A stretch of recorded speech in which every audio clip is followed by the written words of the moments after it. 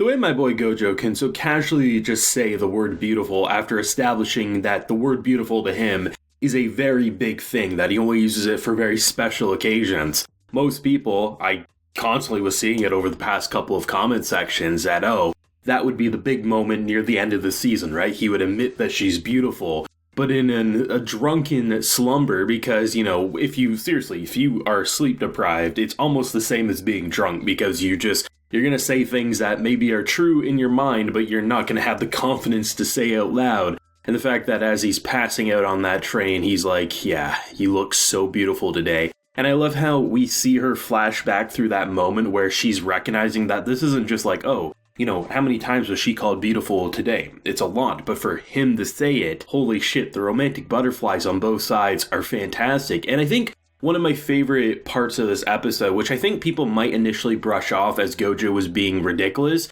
is when he basically thought that their friendship or whatever they had was over, because we know, and he even reinforces it in this episode, he didn't have friends before this. He had a pretty lonely life, all things considered. He liked crafting and doing all these things, but ultimately he didn't have friends. So to him, the fact that he made her this cosplay, he has no reason in his own mind to have that confidence that they're there together for more than just cosplaying dreams. And the fact that she said that she has 50 favorite characters, it's something that, of course, that's his kind of saving grace, because he still doesn't quite understand and he doesn't comprehend that, she's there because she generally likes him, loves that he's passionate about things, that he sparkles about what he enjoys. But at the very least, we're seeing the two get closer and closer, and him coming out of his shell more, because a character like him, that's exactly what you need. I think in terms of the saying opposites attract, I disagree with that. You need to have a lot of connections and similarities in order to have a healthy relationship. But in terms of basically having something in the other that the other one doesn't have is important. If you have someone who's very outgoing and can kind of push you out of your kind of isolation shell, in return, you might discover that you like going out and doing all these things. As he says in this episode, he had a lot of fun going shopping and basically hanging out with a friend after school, something he never did before, when before all he would do was stay in his room and craft the Hina dolls and things like that. So very much she's helping him get out of his shell, and in return, he's kind of letting her become who she wants. And you just get this great sense of chemistry that, as outlandish as some of the scenes are with her jiggling her boobs and the sound effects were just perfect for what they were doing, it remains to be one of the most funny and entertaining and wholesome shows that we're probably going to watch this year. I mean, every episode there's nearly one or two lines that are just meme-worthy. They're so funny, but they're so perfect. And this week's episode, my personal favorite has to be my boy being basically saying, damn, double NUBRAS are just too powerful, because she decided that, her boob bag, as great as it was, it's not big enough for the character she's cosplaying. So she doubled up on the NUBRAS, and just the idea that basically her clothing were about to pop off. I absolutely love how, he's just I can't handle this. I'm the one who's about to have a heat stroke, damn it, not you. Because of just the scene he's in, and the fact that, when he's wiping her down, she's basically doing moans, and he can't deal with this. This is too much for him to bear. I mean, he's already had a wet dream once. I can only imagine the stuff that's gonna happen tonight when he's dreaming. Let's just hope he gets to his bedroom and not, doing it on the subway or train, right? But I love seeing how these two are just generally happy together, and how, when he sees her light up and basically gets a line formed at the cosplay event, because she's loving this so much, she's not able to take the serious pictures at first, and she's laughing at herself, but she's just so giddy and happy to be the character she's finally dreamed of being. And then to see how they end up going to the event and how he's just looking and just feeling so happy. One of the smaller moments as well that I liked is when she asked for a picture with the first person who requested a picture of her, because for her, that's a memory that she never wants to forget. And it's not this creepy scene or anything like that. He's obviously embarrassed because he's holy shit, this attractive girl wants to take a picture with me, and the awkward cosplay thing where the guy's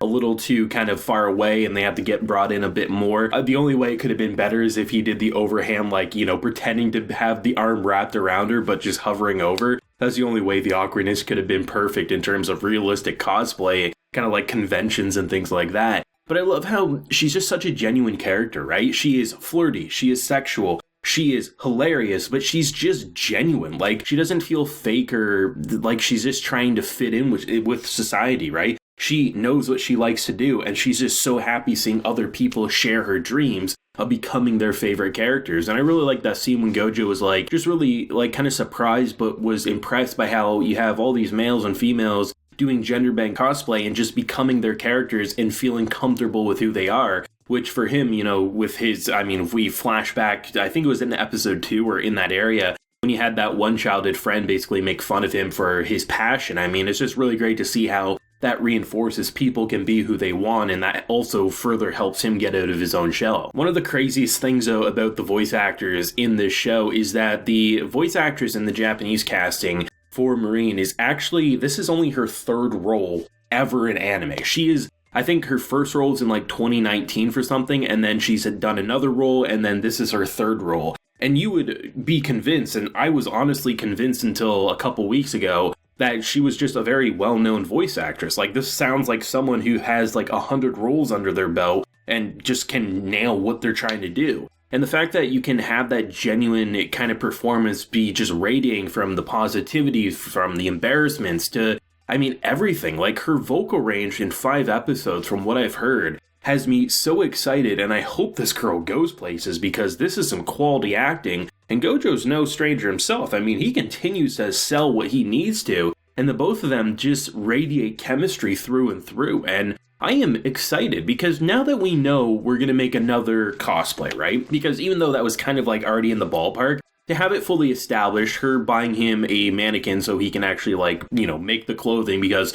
without having a kind of like a life-size doll of some sort to basically stitch it together on, it's not the easiest thing in the world. It'll be interesting, because right now it seems like he needs to really get it through his skull that she's friends with him, and that just because they share a passion together, he makes the clothing, she wears it, and she cosplays it, they are friends, like they are, and he needs to understand that. But I think it'll be very fun to see her get more romantically flustered, because you don't get that level of blushing of someone who's so confident in her body that she can nearly strip down in the middle of everywhere. You can have the wind blow up her skirt, and she doesn't ask for you to delete the pictures because you saw some thigh. No, she's saying, oh yeah, my face wasn't quite looking at the camera. The fact that you can get that level of wholesome because she gets embarrassed that someone who rarely calls anyone beautiful said she's beautiful, that's what really gets her embarrassed. Not all the other sexual things like her jiggling her boobs in public or stripping down in the hallway there. That's what gets her.